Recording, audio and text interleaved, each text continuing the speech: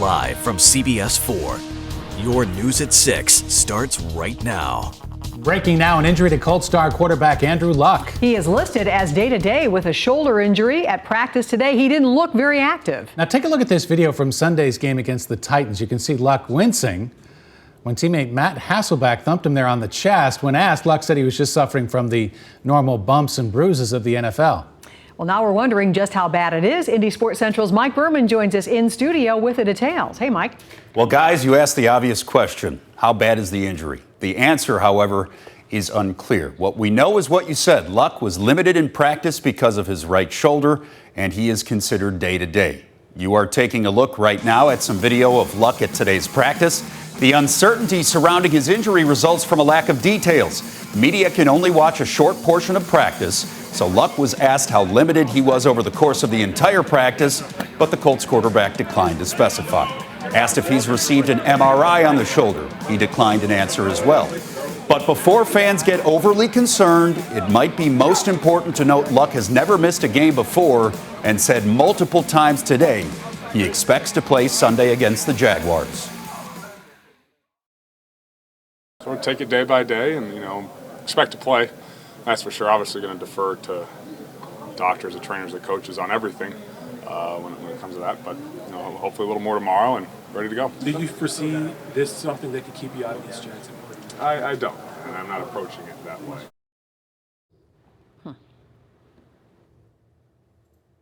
And guys, Luck was asked when the injury occurred. He said it occurred during the Titans game. Chuck Pagano was asked which specific hit it occurred on, and he said, pick any of them. So that goes to the point that, look, the Colts offensive line has been kind of porous. It's struggled. Luck last year was hit more than any quarterback in the entire NFL, and that problem hasn't been alleviated by any means this season. This story doesn't come as a surprise to many fans. No, I mean, he said after the game that he's hurting a little more following this one than normal. I don't think it's any reason yet to get concerned, but obviously he's getting beat up pretty good. All right, thank you very much, Mike. We'll check back with you later in the newscast. And the Colts' next game is a home game against the Jacksonville Jaguars. You can watch them right here on CBS4. Kickoff is at 1 o'clock. We're following news that's breaking right now. A second deadly shooting in Indianapolis today marks the city's 101st homicide of the year. Now, you're looking at the scene. These are pictures taken just within the last hour or so. Police were called around 4:30 this afternoon for a report of shots fired. They found a body in an alley on the near north side. This is on Salem Street. That's just a block from Meridian and 35th Street. We'll share more information on this story as we get it. Now, just hours earlier, the city reported its 100th homicide of the year when a man was shot and killed in a home on the near west side. IMPD does not believe it was a random act. The shooting happened on North Central Street near 19th before noon. Police have not released any information about the victim or a suspect in this case. Now to a CBS4 exclusive. A grieving mother has a message for the person who killed her 10-year-old son. Deshaun Swanson was killed during a drive-by shooting more than a week ago. Police have not made any arrests, so tonight the family is making an emotional plea. Deshaun's mother spoke exclusively with CBS4's Liz Gilardi. 10-year-old Deshaun Swanson watched his brother play football just hours before he was killed in a drive-by shooting. Tonight, his mother is talking exclusively with us because she wants the killer to see the pain her family is going through. They changed our family forever. What they did was unfair. The grief, heartache, pain. You can see it on Shannon Swanson's face. She buried her 10-year-old son, Deshaun, 2 days ago. Ripped from her life, a fatal bullet ended his during a drive-by shooting. He was my youngest child, and he was our little man. His nickname, Little Man. Deshaun spent his final hours at his brother's football game. Then his mother took him with her for a quick visit to give their condolences to a family friend mourning the loss of a relative. Shots rang out at the home minutes later, killing the boy and injuring 3 others. I just remember everything happening so fast. The killer's still at large. Investigators say this family may have been caught in the crossfire of an ongoing battle for control of the North Side drug trade. Police dismantled several violent gangs known for dealing drugs and believe rivals are moving in, battling for that territory. An innocent little boy killed. There are consequences, and when you pull the trigger, you can't take it back. You can't take it back no more, because we can't get him back. We can't. He's not coming back. A few tips are coming into police, but nothing has led them to the killer. This grieving mother is praying for justice. They took someone very special to our family, and they need to turn themselves in, and they need to pay for what they done to my family. Police are continuing to ask for tips in this case. Investigators are still looking at recent shootings to see if any of them could be connected. Liz Gilardi, CBS4 News. Liz, thank you. An update on yesterday's shooting on the city's east side. The coroner has not formally identified the victim, but family tell us that he is the uncle of a 2-year-old caught in the crossfire of a drive-by shooting last week. Police say the victim was found shot in the back of a car on Luan Drive, not far from 38th and Midhofer. Checking our weather, temperatures continue to drop. The wind actually picked up a little bit today. But we didn't have any rain to deal with. Chief Meteorologist Chris Wright explains what's next in the forecast. More of the cool air is next for us across central Indiana. We're going to keep those temperatures in the 40s for the next couple of nights and see high temperatures only in the 60s. The good news is we're going to see a couple of days with sunny skies, so at least it won't have that gloomy look out there, although it is going to be rather chilly, especially in the mornings for the kids at the bus stop. 4 things you need to know about today. We started out at 56 and warmed up to a high 69 this afternoon. Just a trace of rainfall very early this morning, and we saw a peak wind gust of 25 miles per hour. So the winds were stiff out there today, bringing that cool air in. Right now, we're at 66 in Lafayette, 64 in Muncie, and 69 the current temperature in Terre Haute and in Bloomington. We'll cool down to low temperatures in the low and middle 40s across central Indiana, across north central Indiana, in the upper 40s down to our south, forecasting a low of 48 in Columbus and 49 in Bloomington. During the day tomorrow, we'll see some sunshine by noon, up to 60 with a 5 o'clock temperature at 65. I'll show you how long this cool weather pattern is going to last and also how rain may affect your weekend plans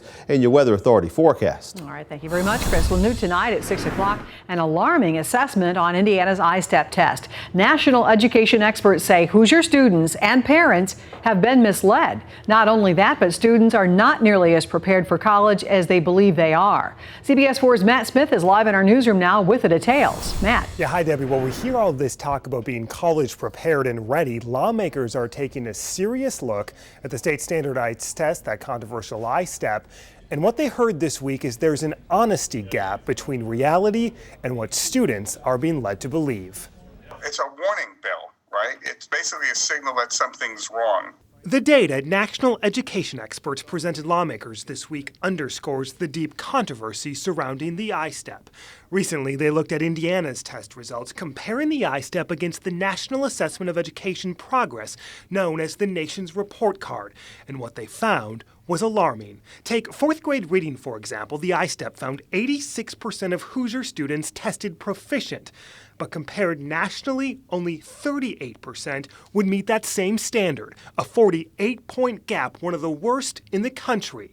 Similar results were found for fourth grade math, along with eighth grade math and reading scores. What I told legislators is they're basically misleading students and parents about their performance. They're telling them that they are proficient, when in all likelihood they're not very well prepared to learn the material at the next grade, nor are they prepared for success in post-secondary education and training. It is a little disconcerting in terms of transparency and how we communicate with parents. The Department of Education, though, is a bit more hopeful, acknowledging a need for more rigorous benchmarks. One of the things that we're focusing on, as you can well imagine, is college and career readiness. They're urging patience since new I-STEP standards were just implemented last year and that data isn't yet available.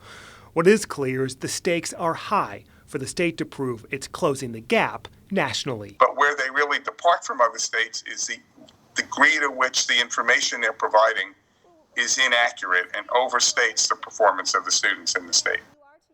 We'll be watching closely when last year's results come back. Those have already been delayed, probably until at least December. And already ahead of that, State Superintendent Glenda Ritz has publicly said the new rigorous standards will probably equate to lower test scores.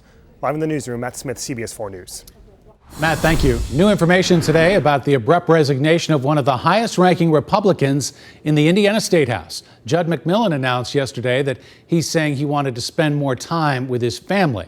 This morning on Facebook, McMillan posted an update which reads, in part, I make mistakes. When I do, regardless of how big or small they are, I do my best to admit them, own up to it, and then start doing my best to remedy them. That's what I'm doing right now with my family. According to our partners at the Indy Star, McMillan is stepping down after a sexually explicit video was sent from his cell phone last week. It's not clear who sent that video or who received it. CBS4 has obtained an image of a separate text messages sent last week, which apologizes for anything offensive anyone may have received. McMillan was elected in 2010. Republicans will caucus soon to fill his position as majority floor leader. Well, today, Greenwood saw its second homicide of the year when a man was shot to death outside a restaurant. This happened early this morning at the Four Seasons restaurant while customers were inside eating breakfast. Police say the victim, Miguel Angel Hernandez, worked there and was gunned down in the parking lot. Police don't have any description of a suspect to give out, but they say the general public should not feel threatened. We don't believe this is just some kind of random shooting. And so in any cases like this, there's a motive, and so once you discover that motive, it usually pretty quickly leads you to a suspect. Now, anyone with information on this case is asked to contact Greenwood Police.